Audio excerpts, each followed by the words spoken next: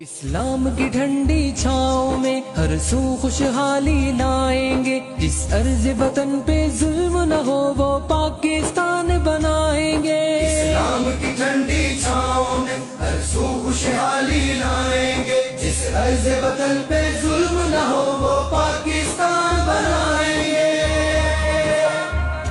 طاقت کی جہاں دھوس چلے، مجبور کا استحصال نہ ہو، انصاف خریدا جا نہ سکے، بے کس کوئی بے حال نہ ہو، دولت کی اجارہ داری کے سب محل گرائے جائیں گے، جس ارض وطن پہ ظلم نہ ہو وہ پاکستان بنائیں گے۔ اسلام کی ٹھنڈی چھاؤں میں ہر سو خوشحالی لائیں گے، جس ارض وطن پہ ظلم نہ ہو وہ پاکستان بنائیں گے۔ دکھ بانٹیں گے دکھ یاروں کے، سکھ چین کا موسم آئے گا، محروم وسائل سے حصہ دہلیز پہ اپنی پائے گا، ہر غاصب سے حق چھینیں گے، ہر ظالم سے ٹکرائیں گے، جس ارض وطن پہ ظلم نہ ہو وہ پاکستان بنائیں گے۔ اسلام کی ٹھنڈی چھاؤں میں آپ کے سمجھ میں آ سکتا ہے اس کے وہ مستحق ہے۔ جنہوں نے بت بنا رکھے، جنہوں نے خدا بنا رکھے، وہ خدا اور وہ بت جن کی عبادت اللہ کے بغیر ہوتی ہے، کون سی ایسی بات ہو سکتی ہے برائی خرابی جس کی وہ مستحق نہیں ہے؟ لیکن اللہ نے فرمایا تم ان کو بھی برا بھلا مت کہو، ان کی بے عزتی نہ کرو۔ کیوں؟ نتیجہ کیا ہوگا؟ نتیجہ یہ ہوگا، آپ اچھی طرح غور سے سن لیں، یہ آخری بات ہے، نتیجہ یہ ہوگا کہ یہ ناسمجھ لوگ اس کے بدلے میں، اس کے جواب میں اللہ کو گالیاں دیں گے، اللہ کو برا بھلا کہیں گے، تو تم لوگ سبب بن جائیں گے اللہ کو برا بھلا کہنے کے لیے۔ حدیث میں ایک بات آتی ہے کہ نبی کریم صلی اللہ علیہ وسلم نے فرمایا اکبر الکبائر یہ ہے، یعنی کبیرہ گناہوں میں بڑا گناہ وہ یہ ہے کہ ایک شخص اپنے ماں باپ کو گالی دے۔ صحابہ کرام بیٹھے تھے تو انہوں نے عرض کیا یا رسول اللہ صلی اللہ علیہ وسلم، ہم میں سے تو کوئی بھی ایسا نہیں ہے جو اپنے ماں باپ کو گالی دے۔ آپ نے فرمایا نہیں گالی دیتا ہے۔ کیسے دیتا ہے؟ فرمایا یسب ابا الرجل فیسب اباہ ویسب امہ فیسب امہ، یہ دوسرے کے باپ کو گالی دیتا ہے تو وہ اس کے باپ کو گالی دیتا ہے، یہ دوسرے کی ماں کو گالی دیتا ہے تو وہ اس کی ماں کو گالی دیتا ہے۔ اس کا مطلب یہ ہے کہ اس نے اپنے ماں باپ کو خود گالی دی، اس لیے کہ اس کا سبب بن گیا۔ میں آپ سے یہ آخر میں عرض کروں گا، آپ کمپین میں جا رہے ہیں، آپ ایک مہم چلائیں گے، لیکن آپ اللہ کی دین کے داعی ہیں، آپ اسلامی حکومت کے قیام کے دعوے دار ہیں، آپ نے اپنے عمراء کو گالیاں نہیں دلوانی ہے۔ آپ جب دوسروں کے بڑوں کی بے عزتی کریں گے کمپین میں، آپ جب بے تکے الزامات لگائیں گے، آپ جب غیبت کریں گے، آپ جب طعنے دیں گے، آپ جب ان کے بڑوں کی بے عزتی پر اتر آئیں گے، لازماً ممکن ہے ان میں وہ خرابیاں موجود ہوں گی جو آپ کہتے ہیں، لیکن آپ کے ان پاک باز اور نیک عمراء، آپ کے ذمہ داران جو اللہ کی دین کے قیام کے لیے چلنے والے قافلے کے سپہ سالار ہے، وہ ان پر الزامات لگانا شروع کریں گے، ان کی بے عزتی شروع کریں گے، اور اس کے ذمہ دار وہی لوگ ہوں گے جنہوں نے ان کی بے عزتی کی ہوگی۔ وہ ووٹرز جن کی عمریں 18 سال سے لے کے 40 سال کے درمیان ہے، وہ تقریباً کل ووٹرز کا 47% بنتا ہے۔ احمد بلال محبوب صاحب یہاں پر موجود ہے، ان کے ادارے کی ایک رپورٹ ہے، اسی کے اعداد و شمار میں آپ کے ساتھ شیئر کر رہا ہوں کہ یہ 48% جو ووٹر ہیں، جو تقریباً 5 کروڑ سے اوپر کا بنتا ہے، یہی پاکستان کے انتخابات میں اور پاکستان کی سیاست کا تعین کرے گا۔ یہ وہ ووٹر ہیں کہ جو ایج گروپ ہے کہ جو آپ کو سوشل میڈیا کے اوپر نظر آتی ہے، کہ جو آپ کو فیس بک پر، ٹویٹر پر، ٹک ٹاک پر اور انسٹاگرام پر نظر آتی ہے، اور یہی ایج گروپ سوشل میڈیا کے ایکٹیو یوزرز ہیں۔ تو جہاں ایک طرف ان نوجوانوں کے پاس ووٹ کی طاقت ہے، ووٹ کی قوت ہے، دوسری طرف انہی نوجوانوں کے پاس جو سب سے بڑی طاقت ہے وہ یہ ہے کہ یہ سوشل میڈیا کے ایکٹیو یوزرز ہیں، اور پاکستان کے اندر جتنی بھی پولیٹیکل کمپین ہوتی ہے، جتنی بھی پولیٹیکل نیریٹو بلڈ ہوتے ہیں، ان کے اندر انہی سوشل میڈیا ٹولز کا اور انہی سوشل میڈیا ایکٹیوسٹ کا ایک بہت بڑا کردار ہوتا ہے۔ تو لہٰذا اگر ہم آنے والے انتخابات کے اندر ایک کامیابی چاہتے ہیں اور ہم یہ چاہتے ہیں کہ ہم ایک مؤثر تعداد میں پارلیمان کے اندر جماعت اسلامی کی نمائندگی کو یقینی بنانا چاہتے ہیں تو ہم نے نوجوانوں کو فوکس کرنا ہوگا. نوجوانوں کو نوجوانوں کے ساتھ براہ راست رابطہ بنانے کے لیے اور نوجوانوں کو ان کے ساتھ انٹروڈیوس کرانے کے لیے ہم یونین کونسلز کی سطح پر یوتھ اسمبلیز کا انعقاد کریں گے. اس یوتھ اسمبلیز کے اندر متعلقہ امیدوار وہ اپنے حلقے کے حوالے سے نوجوانوں کو جو درپیش مسائل ہے اس کے حوالے سے اپنی بات رکھے گا اور نوجوانوں کے ساتھ ان کی ایک براہ راست انٹریکشن ہم بنائیں گے. سابقہ اور موجودہ بیوروکریٹس، سینئر سول سرونٹس اور اکیڈیمیا کے لوگ ہم نے مل کے کوئی 250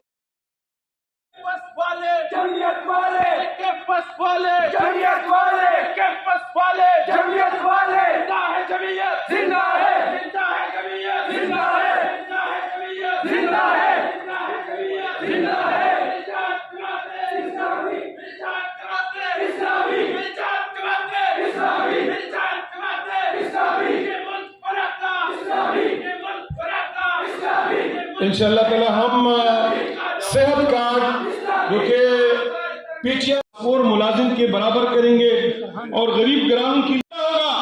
آپ کے ساتھ ایک روڈ میپ ہوگا اور آپ کی پشت بھی انشاءاللہ تعالی ایک طاقتور سوشل میڈیا کمپین اور بیک اپ ہوگی. ہم آپ پیسے نہیں چھوڑیں گے. آپ کا یہ آج کا پروگرام بھی ہم ریکارڈ کر رہے ہیں انشاءاللہ تعالی. اس پہ ہم ٹویٹر ٹرینڈ چلائیں گے اور پوری صوبے کے اندر پوری ملک تک اس کو پہنچائیں گے. میں آپ کو بتانا چاہتا ہوں کہ آپ کے پاس 3 چیزیں لازمی ہے. کلیئرٹی لازمی ہے. یہ لازمی ہے کہ آپ کا اپنا ویژن کلیئر ہو. آپ کے سامنے ایک روڈ میپ ہو. یہ روڈ میپ ہم آپ کو فراہم کریں. آپ اس کو پڑھیں, اس کو ڈائجسٹ کریں, اس کو ہضم کریں. لوگوں کو گالیاں دینے کے بجائے یہی تقریر کرے. ایم پی اے کا کینڈیڈیٹ بھی یہ تقریر کرے, ایم این اے کا کینڈیڈیٹ بھی یہ تقریر کرے, امزیری امیر بھی یہ کرے, جے یوتھ والا بھی یہ کرے, میئر بھی یہ کرے, کونسلر بھی یہ تقریر کرے. ایک ہی بات صوبے کی طول عرض میں ایک ہی بات ہو تو لوگ کہتے ہیں بیانیہ نہیں بنتا ہے. یہی آپ کا بیانیہ انشاءاللہ تعالیٰ بنے گا. آپ کا دستک کیا گراؤ جلاؤ اور گالیوں کو بیانیہ کہتے ہیں یا ایک پازیٹیو پروگرام کو بیانیہ کہتے ہیں. ہم نے آپ کو ایک پازیٹیو بیانیہ دیا ہے, ایک پازیٹیو ایجنڈا اور پروگرام دیا ہے, کلیئرٹی آپ کو دی ہے. اب آپ کے اندر ایک کانفیڈنس ہونا چاہیے, آپ کے اندر ایک اعتماد ہونا چاہیے. آپ طاقت کے ساتھ اٹھیں. جماعت اسلامی اس صوبے کے اندر ایک طاقت پرور کر رکھا ہے. جماعت اسلامی اس صوبے کے اندر بہت بڑی طاقت ہے. آپ بتائیں کہ آپ اس منشور کو ہضم کریں گے, پڑھیں گے اور انشاءاللہ تعالی لوگوں تک پہنچائیں گے. وآخر دعوانا السلام علیکم کہتا ہوں. اس اجتماع میں جس چیز نے مجھے سب سے زیادہ ابھی پچھلے چند منٹوں کے اندر اسٹرائک کیا, یعنی زیادہ متاثر کیا, اس میں ایک تو ہوش کی بات تو وہ تھی جو عنایت اللہ صاحب نے صوبہ خیبر پختونخوا کی ترقی کا روڈ میپ, میں اسے مینیفیسٹو کہوں گا, انتخابی منشور ہوتا ہے. یہ غالباً پہلی سیاسی جماعت ہے جس نے صوبائی سطح پہ اپنا انتخابی منشور پیش کیا ہے. ورنہ ایک ہی رسمی کارروائی ہوتی ہے, انتخابی منشور ہوتا ہے, اس میں کیا چیزیں صوبے میں کرنے والی ہیں, کیا چیزیں مرکز میں کرنے والی ہیں اور کیا چیزیں مقامی سطح پہ کرنے والی ہیں, اس کی تخصیص نہیں ہوتی. لیکن اتنی محنت سے یہ منشور مرتب کیا ہے صوبائی سطح کے اوپر, یہ بہت میں سمجھتا ہوں کہ ایک نئی جدت ہے, انوویشن ہے, اور یہ اس کے لیے بڑی محنت چاہیے ہوتی ہے. مجھے خود پتہ ہے کہ کوئی چھوٹی سی چیز بھی بنانی ہو تو اس کے لیے کتنی سوچ اور اس کے لیے کتنی محنت کی ضرورت ہوتی ہے. تو یہ دستاویز جو انہوں نے آج پیش کی ہے, مجھے یقین ہے کہ آپ سب لوگ اس کی قدر کریں گے کہ یہ کتنی محنت سے اور کتنی عرقریزی سے تیار کی گئی چیز ہے. اس کے ایک ایک جز کو میں دیکھ رہا تھا اور میں دل میں بہت داد دے رہا تھا کہ کتنی قیمتی چیز بنائی ہے اور کتنی مفید چیز ہو سکتی ہے ہم سب کے لیے. اور جوش کی بات یہ تھی کہ جب इस्लामी जमीयत तलबा के गालिबन नौजवान यहाँ दाखिल हुए और जिस अंदाज में उन्होंने अपनी एंट्री दी, मैं तो बहुत खुश हुआ हूँ। हकीकत यह है, मैं अगर इज्तिमा में बैठा होता तो इस इज्तिमा को खड़े होकर उन सब का उसी तरह से साथ देना चाहिए। और मैं सोचता हूँ कि अगर आपको फ्यूचर में अपना इबलाग करना है और कम्युनिकेशन करनी है लोगों तक, तो मेरे ख्याल में जहाँ होश की बात हो रही हो वहाँ होश से उसका साथ दें, और जहाँ जोश से कुछ लोग अपना माफ़ी ज़मीर बयान कर रहे हो वहाँ जोश से उसका जवाब दें। इस्लामी बहुत अच्छी जमात है जी, बहुत शरफा की जमात है, बहुत दयानतदार लोग हैं, मानतदार लोग हैं, बहुत इसमें काबिल लोग भी काफ़ी मौजूद हैं, लेकिन ये इंतखाब नहीं जीत सकते जी, और इंतखाब जीत भी जाए तो हुकूमत नहीं चला सकती। ये दो बातें मुझे नज़र आती हैं जो लोगों से राय के नज़रिए हम तक पहुँचती हैं। अच्छा, मैं आपको एक फिनोमेना बताता हूँ। ये 2013 के इंतखाबात से पहले तक हमारे मुल्क के जो सबसे पुराने और सबसे काबिल पब्लिक ओपिनियन पोल करने वाला इदारा है गैलप, वो भी ये सवाल पूछा करता था इमरान खान साहब के बारे में। तो एक बहुत बड़ी तादाद थी, वो ये कहती थी कि उन्हें इमरान खान साहब बहुत पसंद है, और बहुत थोड़ी तादाद होती थी जो ये कहती थी कि हम इन्हें वोट देंगे, हम इन्हें पसंद करते हैं लेकिन इन्हें वोट नहीं देंगे क्योंकि ये जीत नहीं सकते। तो इजाज़ शफी गिलानी साहब ने उस वक्त एक टर्म कॉइन की थी कि ये लाइकेबिलिटी इलेक्टेबिलिटी का गैप है, पसंदीदगी का और मुंतखब हो सकने के दरमियान जो गैप है वो ये दो सवालों का जवाब ज़ाहिर करता है। और आज ये सूरत हाल जमात इस्लामी के बारे में है, और हमारी और आपकी पूरी कोशिश ये होनी चाहिए कि हमने इस गैप को ख़त्म करना है। लोग पसंद करते हैं, लोग आपकी दयानत पे शक नहीं करते हैं, जहाँ वो दूसरी पार्टियों के बारे में उनको एतमाद नहीं है, आपके बारे में बहुत एतमाद है।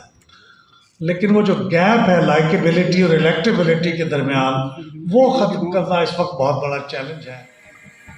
पाकिस्तान इस वक्त इस सियासी, माशी, इंतज़ामी, इखलाकी, तहजीबी अक़दार के बहरानों से दो चार है। इसकी ज़िम्मेदार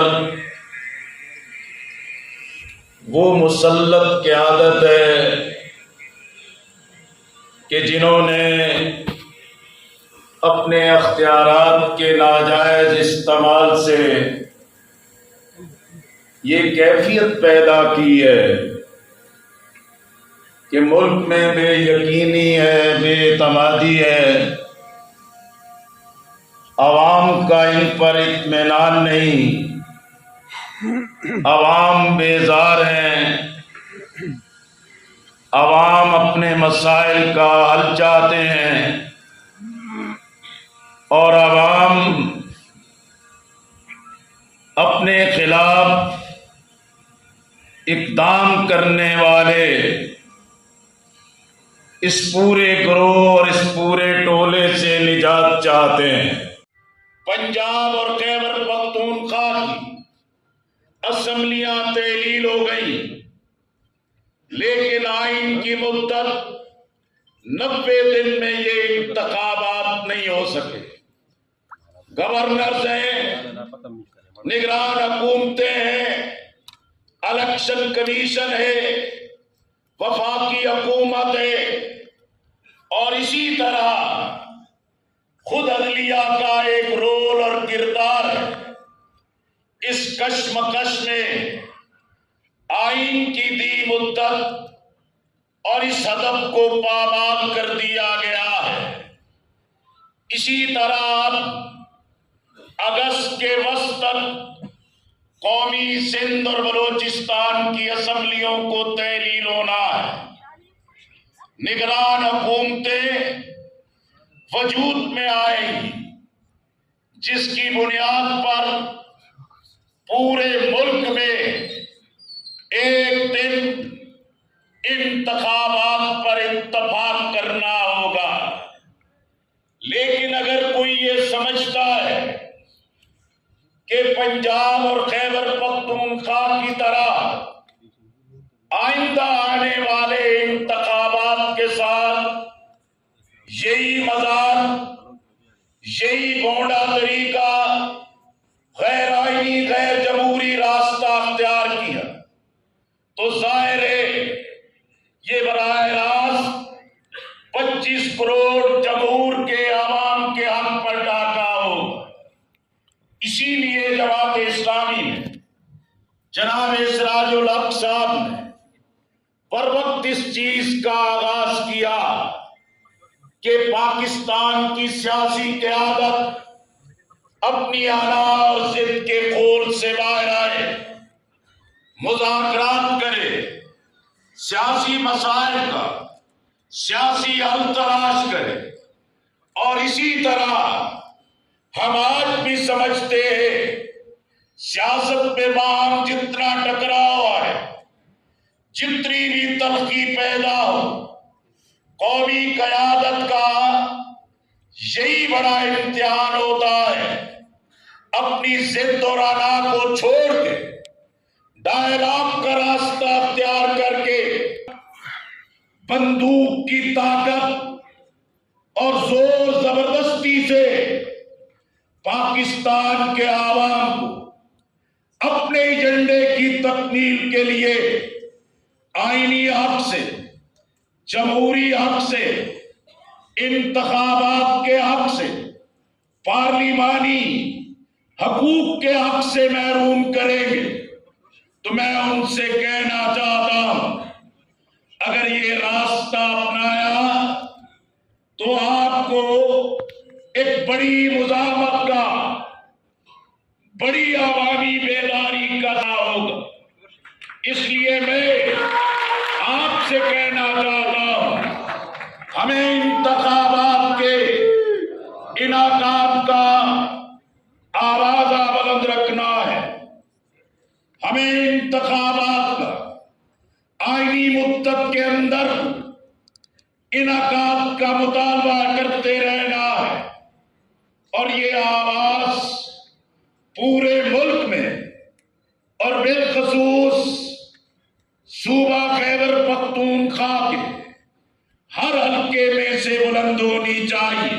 پاکستان بھر میں سے اچھے لوگوں کو، اہل لوگوں کو، دیانتدار لوگوں کو، پاکستان کے استحکام سے محبت رکھنے والے لوگوں کو ہم ایک بڑی خدمت کے لیے اکٹھے کر سکتے ہیں۔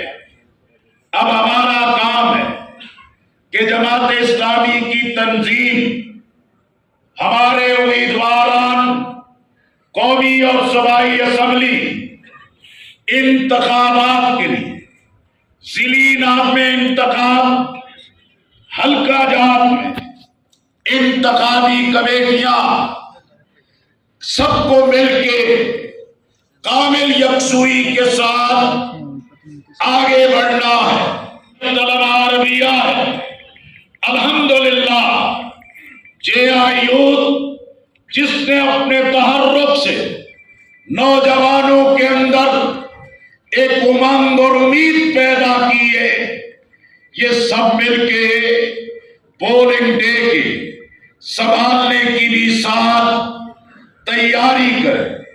میں امیدواران سے کہنا چاہتا ہوں کہ ضرورت اس چیز کی ہوتی ہے پہلے مرحلے پہ ڈور ٹو ڈور جائیں، ووٹرز کے ساتھ ملے، مؤثر لوگوں کے ساتھ ملے، مؤثر شخصیات کے ساتھ ملے، حجروں پہ، ہوٹلز پہ، جہاں بھی انسان ہے ان تک پہنچ کے اپنا رابطہ یا ایھا الذین آمنوا کونوا قوامین للہ شہداء بالقسط، اور یہاں پہ شہادت کے ضمن میں تشریح کرتے ہوئے ووٹ کی 3 حیثیتیں ہمارے سامنے رکھی ہیں۔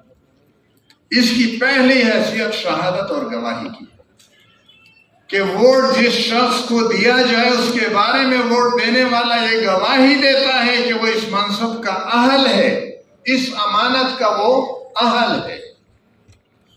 اور حضرت مولانا مفتی محمد شفیع رحمۃ اللہ علیہ دوسری حیثیت اس ووٹ کی بیان فرماتے ہیں کہ یہ شفاعت ہے، یہ سفارش ہے، آپ سفارش کرتے ہیں کہ اس شخص کو یہ منصب حوالے کر دیا جائے۔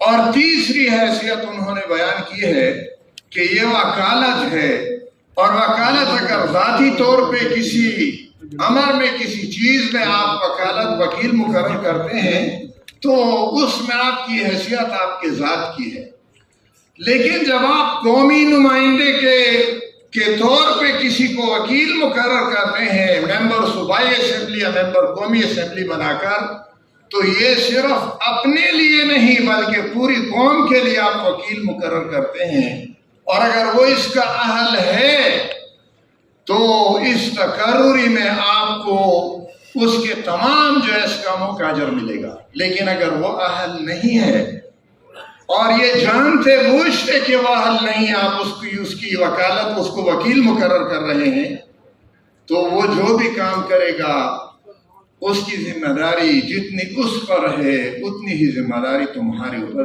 یہ کیئر ٹیکر، انگریزی میں کیئر ٹیکر کہا جاتا ہے، کیئر فری کیئر ٹیکر۔ ان کو کیئر ہے، ہم اس پہ بات نہیں کرتے کہ ان کو کیسے مقرر کیا گیا، یہ ہو چکا، لیکن آئین کے اندر اسمبلی کا انتخاب 3 مہینوں کے اندر ہونا چاہیے، زیادہ سے زیادہ کیئر ٹیکر نگران حکومت کا وہ 3 مہینے ہے، 3 مہینوں سے زیادہ نہیں ہے۔ 4 مہینے گزار چکے ہیں اور نہ معلوم اور کتنا عرصہ گزاریں گے۔ اس میں ہم متنبع کرنا چاہتے ہیں کہ اپنے حدود میں رہیں، حدود سے نہ نکلے۔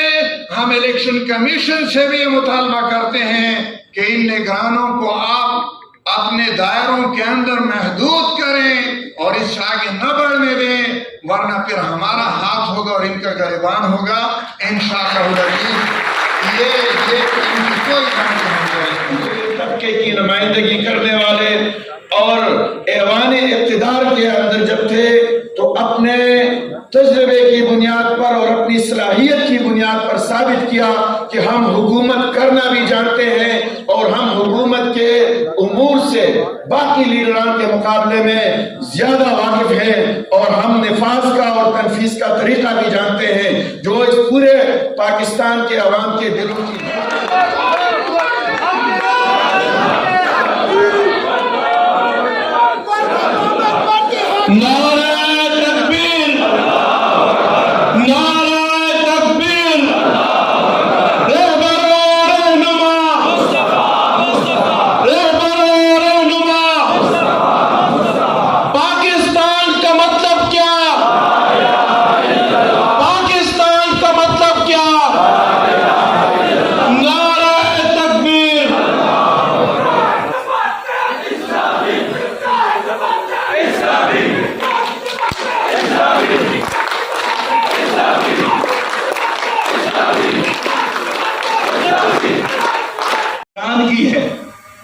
کہ آپ لوگوں نے بھی ماضی سے کچھ نہیں سیکھا۔